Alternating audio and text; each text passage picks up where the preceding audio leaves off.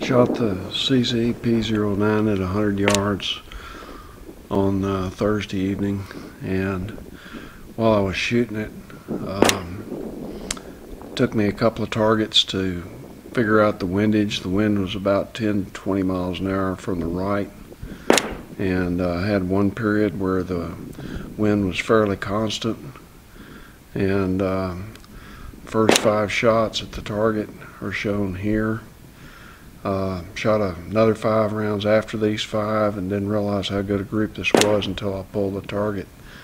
But I can live with it. This is a 3-inch group at 100 yards with a pistol from a forearm rest.